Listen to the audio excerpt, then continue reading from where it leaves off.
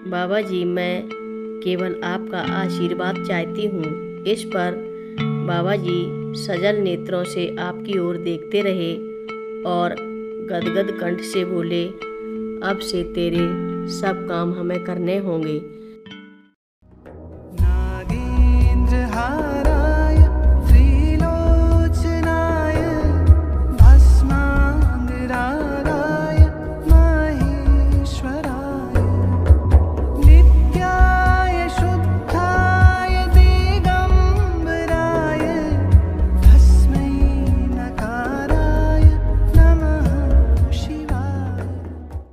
रक्षा सूत्र चैनल पर सभी भक्तों का स्वागत है।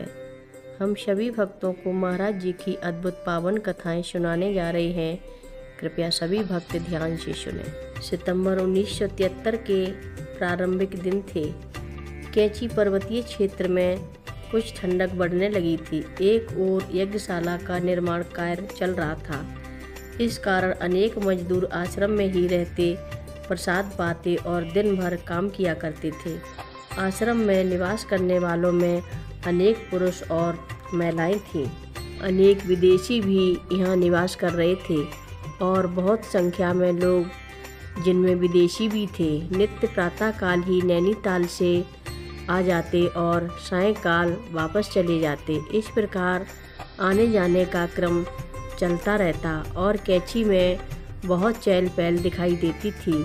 श्री हुकुमचंद, जिन्हें प्रथम बार बाबा जी के दर्शन इस वर्ष के आरंभ में मद्रास में हुए थे, और श्री किशनलाल अरोरा आश्रम में बीमार पड़े थे।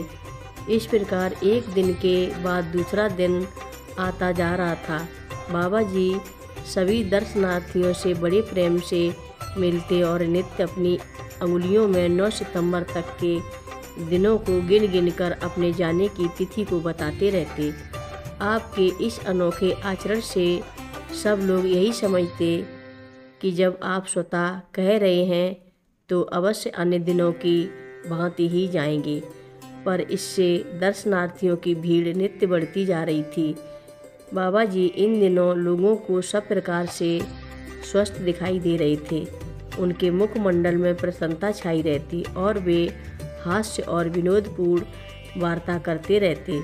उनकी दयालुता, उदारता, प्रेम और आत्मीयता जो सदा उनके स्वभाव में निहित रहती थी, इन दिनों आपके व्यवहार में प्रत्यक्ष हो रही थी। आप सबसे कुशल क्षेम पूछते, सबको प्रसाद देते और उनकी इच्छा पूर्ति हेतु आशीर्वाद भी देते थे। 7 सितंबर के दिन हल्द्वानी के आनंद ट्रांसपोर्ट एजेंट श्री जगन्नाथ आनंद की पुत्री कुमारी सरला जी बाबा जी के दर्शन करने आईं। उन्होंने बाबा जी से कहा, बाबा जी, FCI कार्यालय में जिस स्थायी पद में आपने मेरी नियुक्ति करवाई थी, अब वह छंटनी की लिस्ट में आ गया है। इस कारण मैं चिंतित हूँ।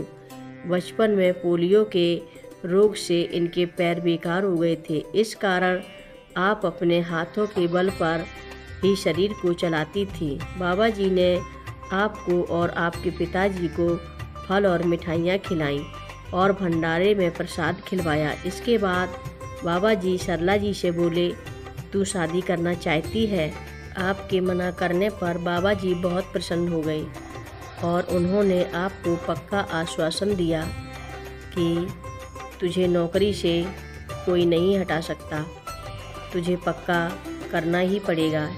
इसके थोड़े ही दिन बाद एक ऐसा विचित्र संयोग घटित हुआ कि केवल इनके कारण सारी लिस्ट रद्द करनी पड़ी और सब नियुक्तियां अस्थायी कर दी गईं। अस्तु तदंतर बाबा जी कहने लगे, हम तुझसे बहुत खुश हैं। आज तू जो मांगना चाहती है मांग ली। इसके उत्तर में आप बोली, बाबा जी, मैं केवल आपका आशीर्वाद चाहती हूँ। इस पर बाबा जी सजल नेत्रों से आपकी ओर देखते रहे और गदगद कंठ से बोले, अब से तेरे सब काम हमें करने होंगे।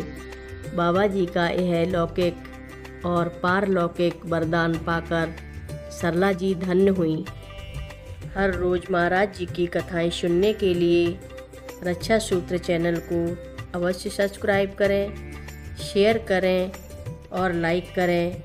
घंटी बजाना ना भूलें। कमेंट बॉक्स में लिख भेजें, जय नीव करोली बाबा जी महाराज। बोलो नीव करोली बाबा जी महाराज की जय बोलो। महाराज जी की कथाएं अंग्रेजी में सुनने के लिए रक्षा सूत्र इंग्लिश को अवश्य सब्सक्राइब करें। लिंक डिस्क्रिप्शन में उपलब्ध है।